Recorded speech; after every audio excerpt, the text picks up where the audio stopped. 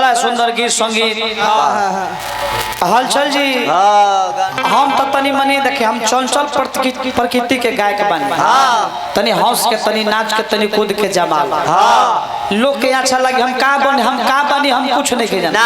और वो लोग के कैसन लगी वो लोग बताए। देखिए किसी विद्वान का कथन है,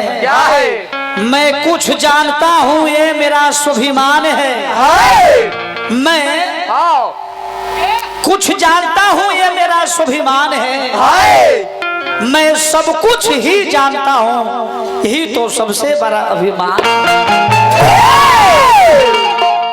हम बोला तनी हंस हंस के आई टेंशन में बतिया बतर के मेहरारू से पिटा के आइल बारे देखी हंसत रहे कठु आइल हंसत रहे देख ले मुहा। हंसियों में दो प्रकार के तीन प्रकार के होला। एगो हंसी होला मुस्का देना आ एगो होई मर्दाहवा हंसी का भाई ठीक बनो आ एगो हंसी होला मौगा हवा राजा लौका चौराहे में धराल बा अब मुखिया जी गर्दन में गमछी लगले बनी अरे काहे हंसत रे काहे मन कोई लखा त खाएला मुखिया जी को लौका चली बुझाता के लोग बुला ले कठु आइल हंसत अरे खोल के हंस तब टेंशन में मत बती हम टेंशन में रही ना।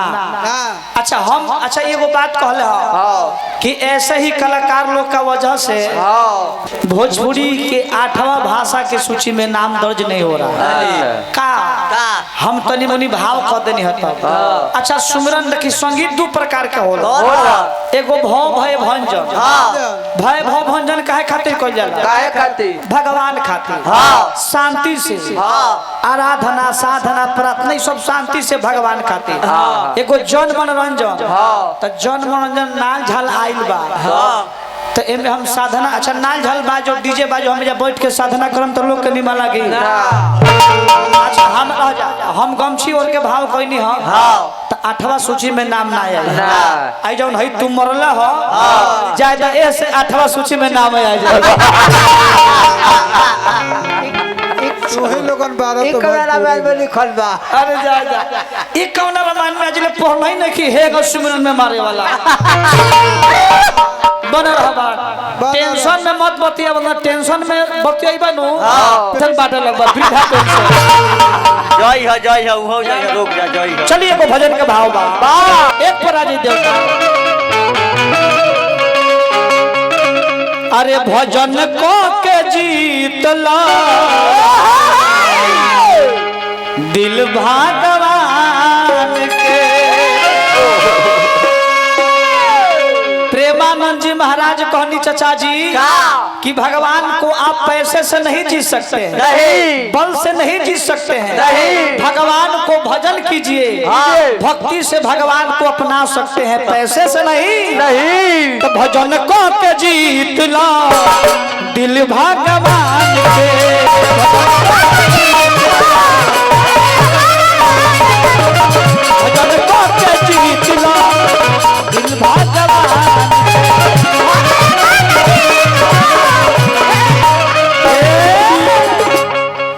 कि भजन को के जीत ला दिल भगवान के।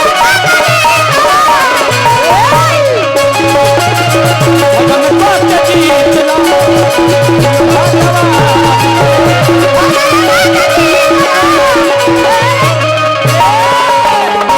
मालिक धन दौलत क्या है कुछ नहीं है इसका मोल लग जाएगा भजन का मोल नहीं लगेगा अब तक कर्म का मोल नहीं लगेगा धन यही रह जाएगा रुपया यही रह जाएगा गहना गुड़िया सब यही रह जाएगा क्या आपका कर्म कर्म प्रधान विश्व को इलाका जो जस को रही तो फल गहना गुड़िया रुपया पैसा गहना गुड़िया रुपया पैसा भजन को के जीत दिल भगवान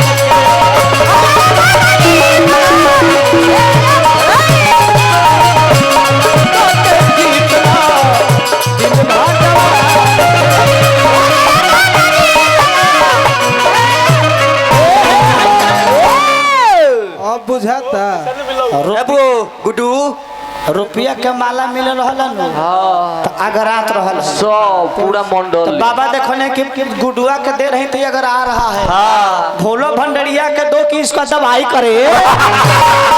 लजाइल लजाइल पैसा देख के धधा लोग मोर मौत ध्यान दो। राहुल कुमार गिरी बाबा वार्ड सदस्य बानी जाई रवा के भोले बाबा बना के रखी अरे और भंडार भरा रहो रवा खजाना में कूलर के फूल पर जाओ फरत रहो झरत रहो अरे और काम आगे में है बढ़त रहो हे गरीब के पाकिट झरत रहो देखे वाला देख के मुदई जरत रहो मुदई रे तेरा मुरई मुदई में अंतर नहीं होता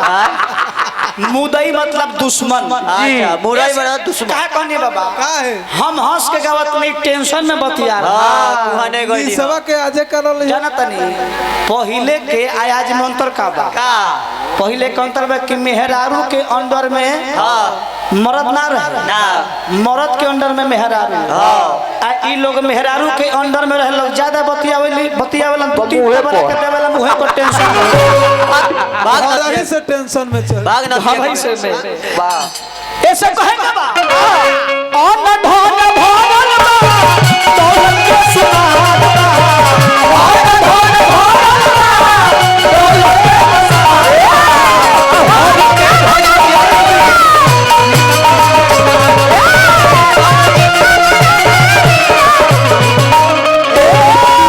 धन होके तो धर्म होके के चाहिए बाबा आना तो धन काम ना काम के चाय के दुकान पर गोले 12 करोड़पति कहता कि कोई दानी भेटा जाता ना तो हमको भाड़ का चाय पिला देता तो धन काम ना काम के रंजन बाबा अन धन भवन बा, दौलत के सुहाग बा। अन धन भवन बा,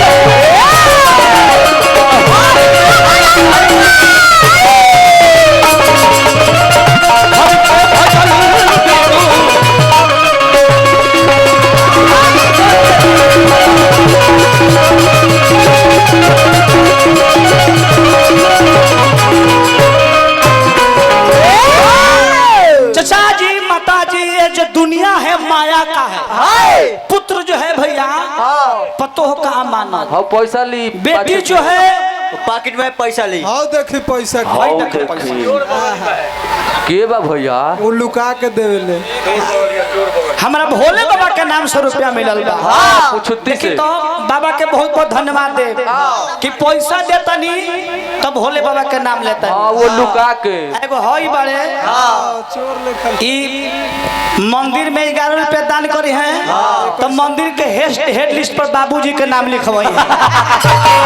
कि मेरे पिताश्री इस मंदिर में 11 रुपया चंदा दिए हैं छुदर महतो रे तेरा उछुदर मत के लिखा है नाम रहने के बाबूजी के मर दे ते कैसे जान गए लो जा माया के दुनिया बा बाबा पुत्र है पतोह का अमानत अमानत बेटी है दामाद का अमानत ये जिंदगी है मौत का अमानत शरीर है शमशान का अमानत इस दुनिया में कुछ नहीं है भगवान का भजन कीजिए तुलसी बाबा रामायण में लिखे कि एक घड़ी पुण्याद घड़ी आधों में पुण्याद तुलसी संगत साध के हरहु कोटिया यही बतिया के भिखारी बाबा कहनी कि उठत बैठत जागत सूतत जब तोहरा सपरी परी आ भजन कर अधो में आ तो भजन कीजिए तो भजन का काम कीजिए भजन कीजिए तो भजन का काम कीजिए भगवान ऐसे नहीं आएंगे ना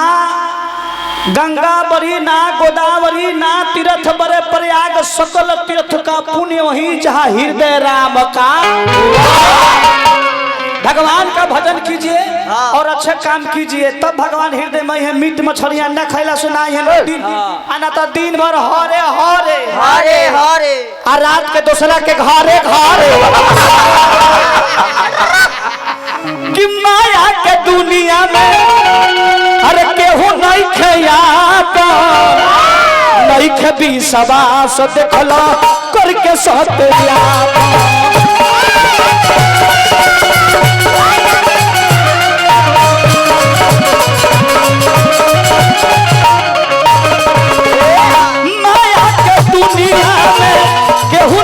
बतिया नहीं खेती सवा से देखलो कोई का सतया